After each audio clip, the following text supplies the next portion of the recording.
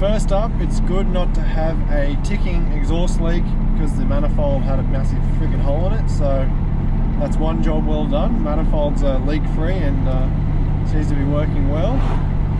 So yeah, it looks like the tune's pretty close, cruising.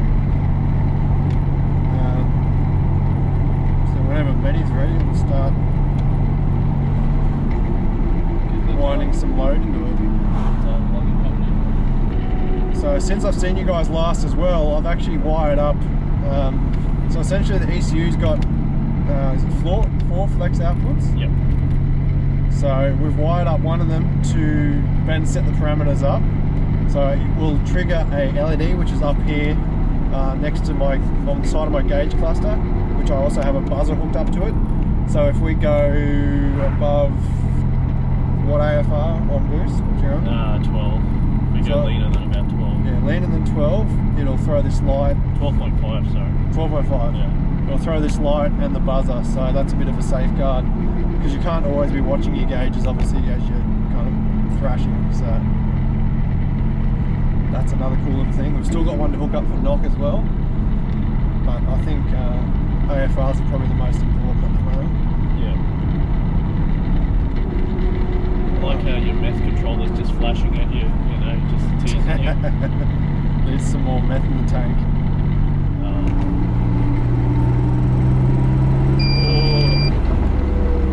There's your buzzer. It works. Works.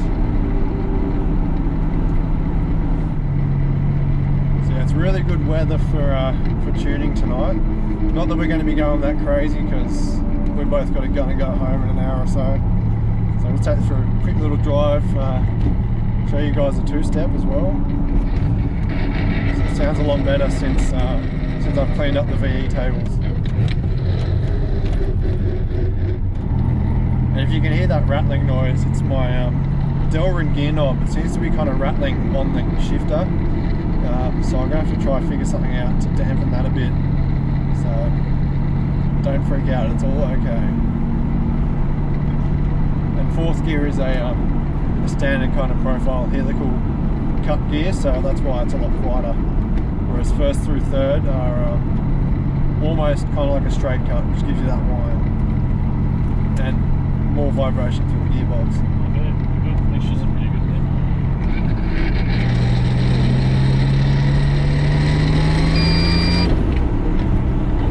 Wasn't too bad, so just nudging into 13.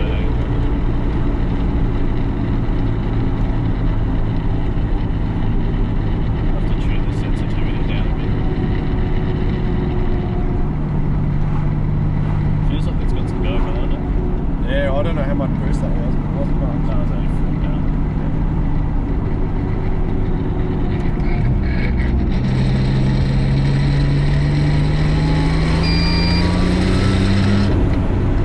It's got heaps of fuel up at 6 pounds of boost. I think I got close to 10.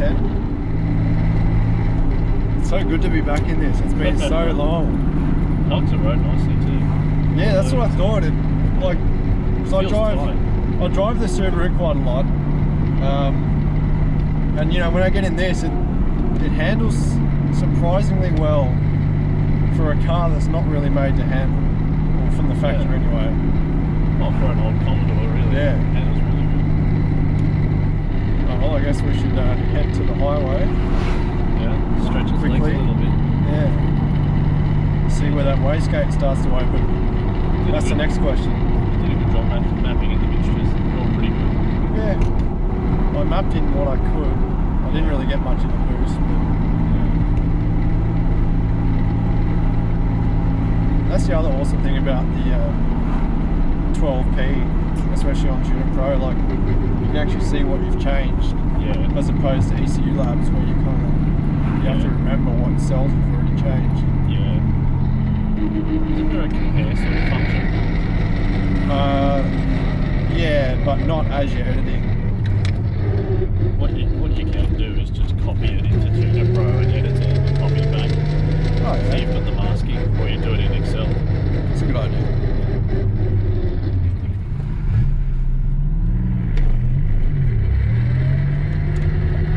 There's the old Kevlar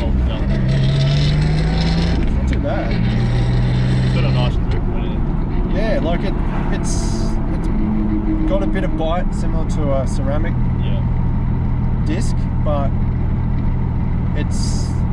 you can still slip it. Like it's more aggressive than an organic, but I like it. I hold that. And for this, it's good. Like I originally got that because I was dabbling it and wanted it to be able to take a bit of heat, but still be able to slip it.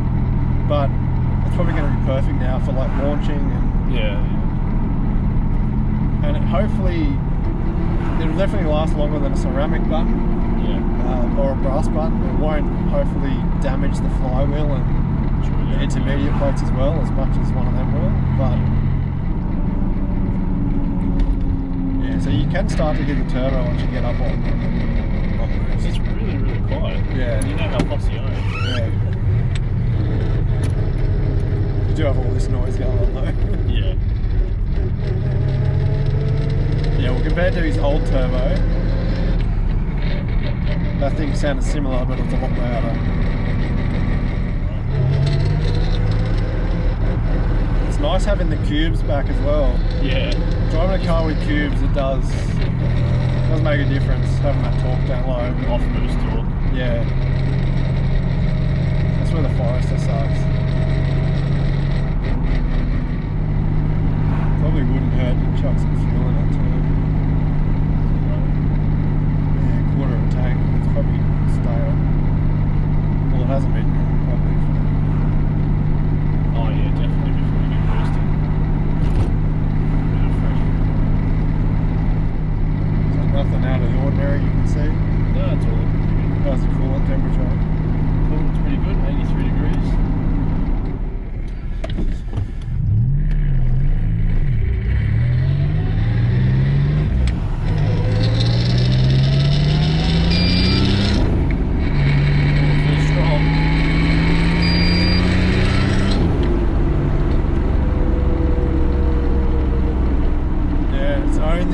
Starting. Yeah, that's only £5.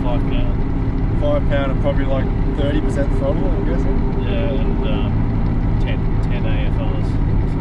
Oh, that was really fat. Yeah, very fat. Just trim the warning back a bit so it shouldn't be coming off the boost.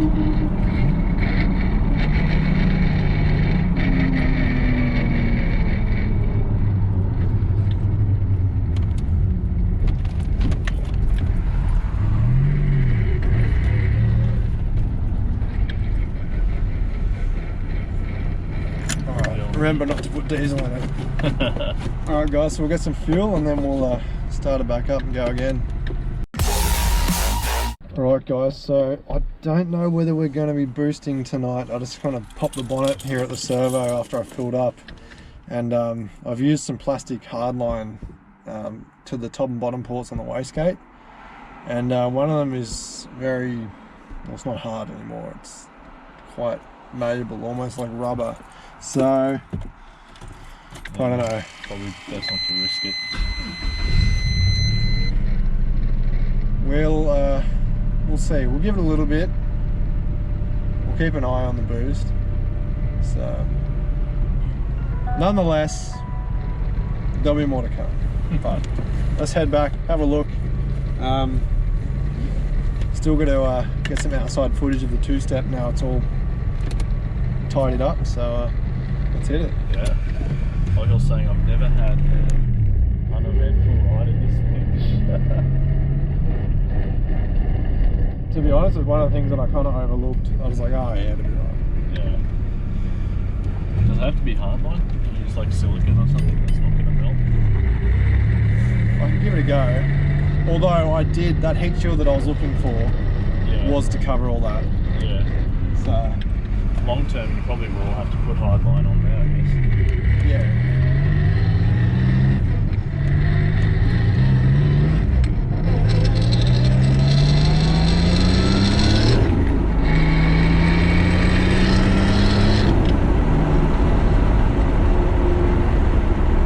It's strong. Yeah. Feels good. Mixture's looking good. Yeah, heaps rich.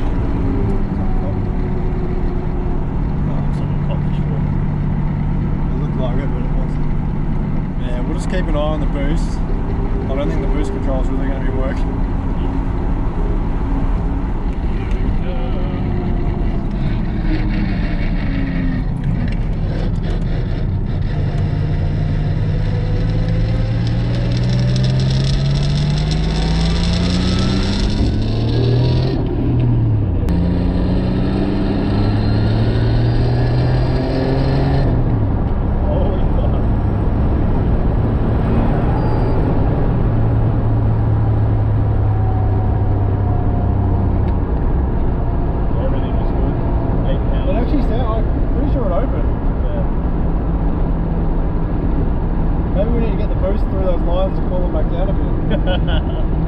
Mate, that thing fucking pulls ass. Man, that feels good.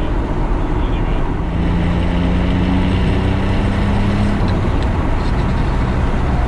Is that brake up? It's too fat. It can take the wideband at 10. Do you think the wastegate's open? I'll say so. It seems to be controlling It's moves. that direct.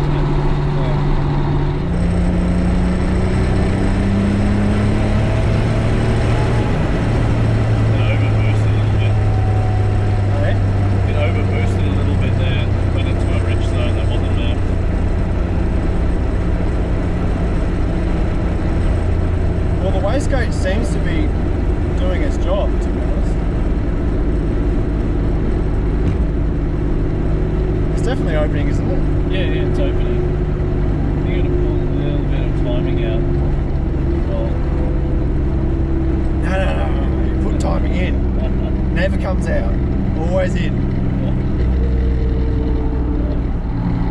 Yeah, that came on boost really quick as well. Yeah, obviously there's a lot more tuning to be done. New turbos, flowing air where the other one probably wasn't, and more of it. So far the coils are working perfectly, so loving it. I can't wait to get somewhere to show you guys the two-step, because it's really starting to crackle and bang now. So do some rolling anti-lag as well. I wonder if we can do it while we're rolling.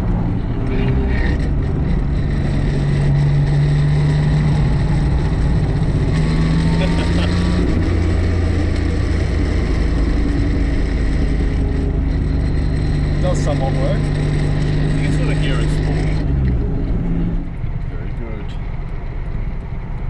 Oh, I got one last chance going back the other way. Yeah, that was a bit. I'm going to try to pull a bit of timing right there. Yeah, so where it fell on its face a bit, was that where it hit the rich? Yeah, well, it either hit the ridge thing or the knock, because the knock sensor went off once. Yeah. Around that zone there. So. Does this retard for knock? Yeah. Okay.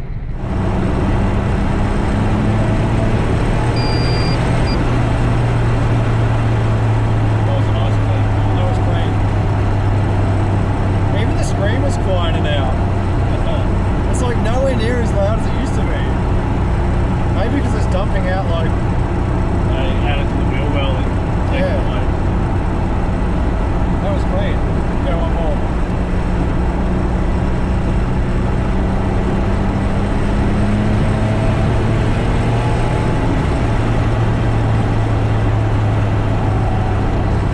Wastegate seems to work at this kind of engine RPM anyway.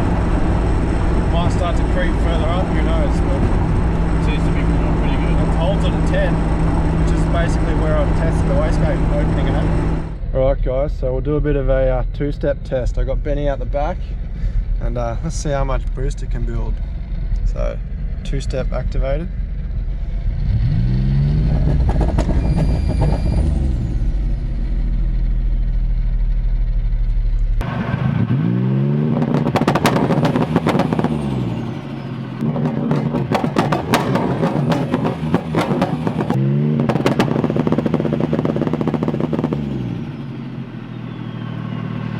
Yeah, so we just dropped Toby back at my place.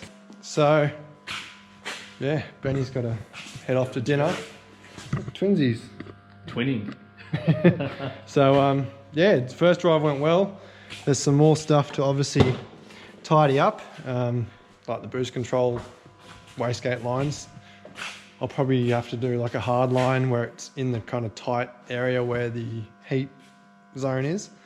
Then take that out to either, I don't know, an AN line or a silicon line, whatever. So, but it seemed to be working, the wastegate. Really well. So Yeah, boosting good. yeah, a little bit of fueling to tidy up on boost, Yep. I guess. But Yep. once it gets up on boost, it's pretty strong. Almost died already. Yeah. How much timing was in that? About 12 degrees. Okay. Yeah. Should get some more with that math. Yeah, get that flowing through Yeah. it too. All right, guys. So it's not as fun as we thought it would be. Unfortunately, I haven't really touched the car for months, so just kind of hopped in and went. So for that, it worked out all right. Yeah, See you next got time. us there and back. So, all right. So yeah, on to more improvements and some other cars, and just stay tuned. We got tons of shit coming. So, like, share, subscribe, all that stuff. Check us out on Facebook and Instagram at Brewster Built Garage, and yeah, stay posted. See you next time.